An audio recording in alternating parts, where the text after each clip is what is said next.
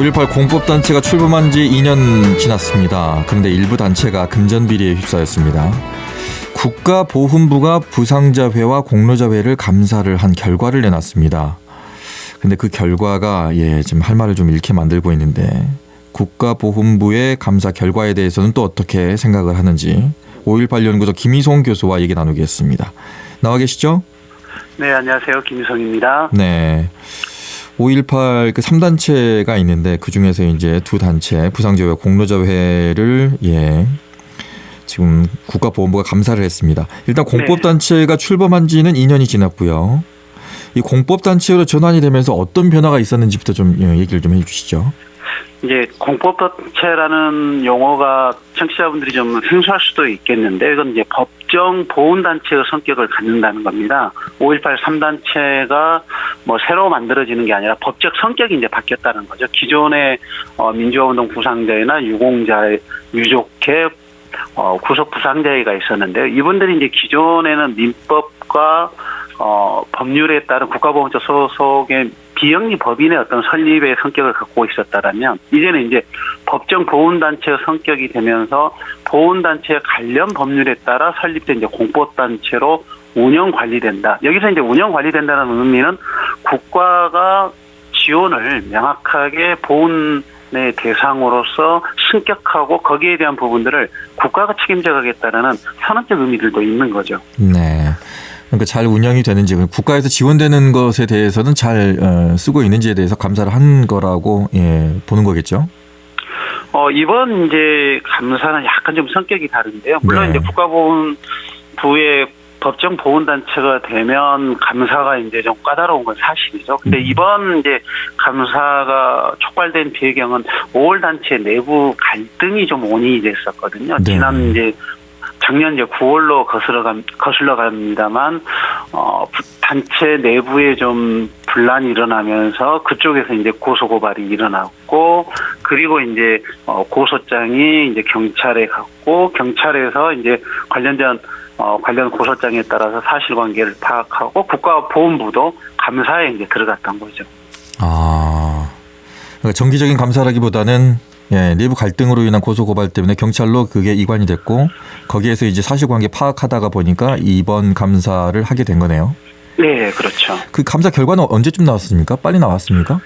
지금 이제 언론 보도에 따르면 작년 9월에 내부적 갈등이 있었고 내부 갈등이 방금 이제 말씀드렸듯이 고소장 제출하고 국가보훈부가 이제 감사 들어가겠다라고 밝혔던 것 같은데요. 이제 관련 내용이 공식적으로 발표되기보다는 이제 올해 4월이죠. 국가보훈부의 감사 결과를 일부 이제 언론에서 보도하면서 관련 내용이 좀 확인됐었는데요. 그래서 작년에 했던 감사가 올해 이제 4월에 공개된 것으로 확인되고 있고요. 또 하나는 이제 내용상으로는 이제 부상자의 허위로 직원을 등재해서 국비 등 이 부분들이 이제 급여를 부당하게 지급해서 그 사실관계가 확인됐다라는 부분들, 그다음에 회계장부의 허위 기재, 근무하지 않는 사람들을 근무하는 것처럼 해서 급여를 지급하고 이걸 다시 이제 되돌려 받는 방식, 그다음에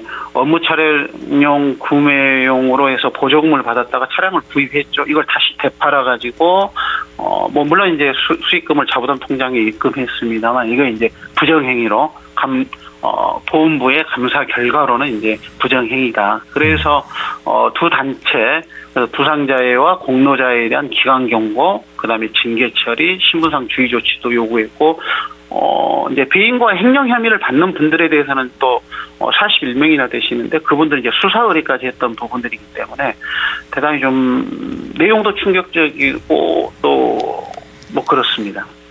김희성 교수 생각하기엔 이번 감사 결과에 대해서 어떤 생각이 드십니까? 일단 이제 내용의 측면에서 저희들이 이제 5.18 단체를 공법단체로 승격하고 또 저희들이 2022년입니다.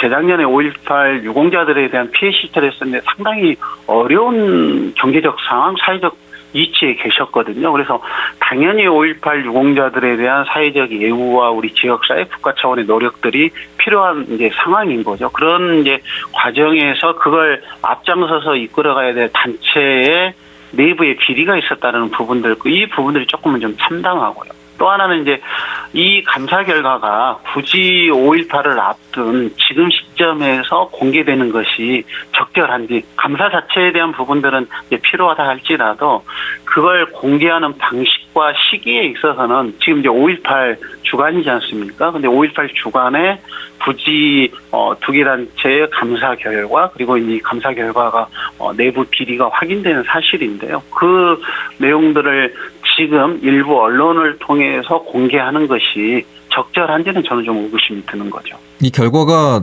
4월 이전에 나왔을 수도 있나요?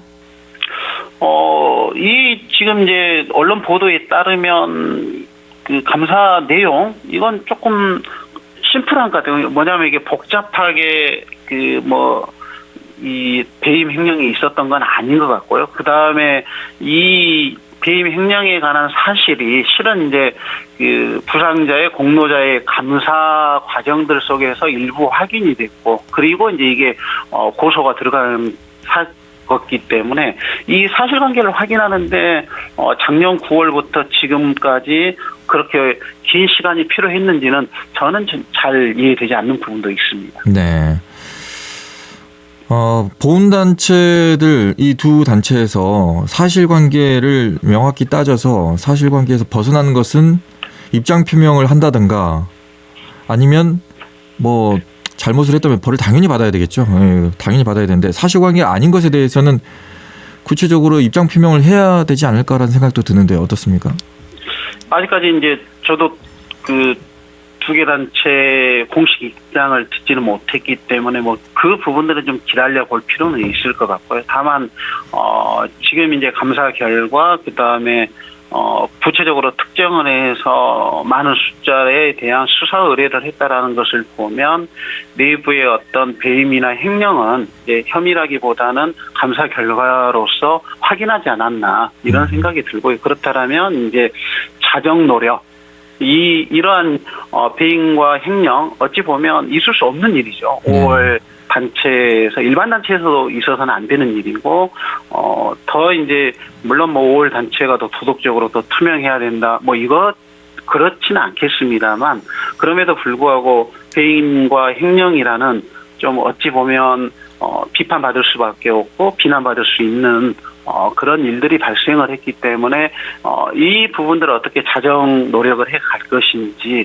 대한 입장 정도는 표명되는 게 필요하지 않을까 싶습니다. 네, 입장 표명이 분명히 있어야 될 것으로 보이네요. 왜냐하면은 이 5.18 단체들을 바라보는 이제 시민들의 이제 씁쓸한 마음들이 좀 있거든요. 왜냐하면 이 감사의 발단 자체가 지금 5월 단체들의 내부 갈등에서 원인이 됐다고 지금 말씀을 하셨기 때문에 이 갈등들을 앞으로 이제 이걸 시작으로 해서 어떻게 풀어 나가야 될까? 이것도 우리한테 남겨진 숙제가 아닐까 싶습니다. 그렇죠. 단체 이제 내부의 어떤 투명성에 관한 부분들은 이제 5월 단체의 어떤 자율성을 침해하지 않는 범주에서 자율적으로 좀 이루어질 부분이 있죠. 그와 이제 별개로 앞서 제가 이제 말씀드렸습니다만 우리 5.18 유공자들의 삶의 형태, 지금 그 사회경제적 상황들이 매우 열악한 조건에 처해 계시거든요. 그래서 5월 단체의 어떤 내부 비리와 갈등과는 별개로 5.18 유공자들에 대한 사회적 예우, 존경, 저희들이 이제 말로만 예우를 이야기할 게 아니라 실질적인 대책을 우리 지역사회가 마련하고 국가가 그걸 보장할 수 있도록 하는 노력은 이제 같이 병행돼야 되는 거죠. 그래서 단체의 어떤 투명성에 관한 것은 단체 내부에서 이루어져야 될 부분들이고, 단체가 그렇다라고 해서 80년 5월에 어떤 순관 정신이 훼손되고 퇴색되는 건 아니기 때문에 우리가 해야 될 예우와 존엄에 관한 그 사회적 노력, 그다음에 지역사회, 국가의 노력은 그대로 경주가 돼야 된다는 거죠. 네. 자, 5.18 민주화운동 44주년을 지금 코앞에 앞두고 있어서 이런 결과가 나와서 씁쓸하긴 합니다만은 언제든 터질 것이었다면 이전에 하든 이후에 하든 시기는 별 문제가 안 되는 것 같습니다. 지금 이게 나왔다면 어떻게든 이제 바로 잡고 가야 되는 거거든요. 네, 이번 그렇죠. 44주년의 의미를 그러면 어디에다 둬야 될지도 우리가 좀 생각해 봐야 되겠네요. 이제 5.18 민주화운동 44주년을 이제 맞이하고 있고, 또 작년 저희들이 그 특전사 동지와 용서와 화해를 둘러싼 또 지역사회 갈등도 있었고, 5월 단체의 모습에 대한 많은 이제 비판들이 제기됐던 것도 사실이죠. 그래서 올해는 그런 이제 갈등을 짚고 80년 5월이 만들어갔던 뭐 대동세상 민주주의에 대한 새로운 또 가치에 대한 구현, 이 이제 본연의 5.18의 정신을 구현하는 것과 아울러서 올해 이제 44주년을 앞두고 또 발생하지 않았으면 좋겠지만 이미 이제 발생한 일이기 때문에 이에 대한 이제 자성과 자정 노력, 그러면서 이제 또 새로운 단체로 탈바꿈한다라면 저는 또 이제 시민들이, 국민들이 박수를 보낼 거라고 생각을 하고요. 또 44년이라는 시간이 지났기 때문에 저희들이 이제 걱정해야 될 부분들은 5.18을 경험하지 않은 세대들과 5.18의 정신을 어떻게 같이 호흡해 갈 것인지, 현재화 시켜갈 것인지에 대한 고민들은 끊임없이 좀 하는 44주년이 좀 돼야 될 것 같습니다. 알겠습니다. 자, 여기까지 듣겠습니다. 말씀 고맙습니다. 네, 감사합니다. 언제 어디서나 내 손 안의 뉴스. 광주 MBC 뉴스 유튜브 구독으로 함께하세요.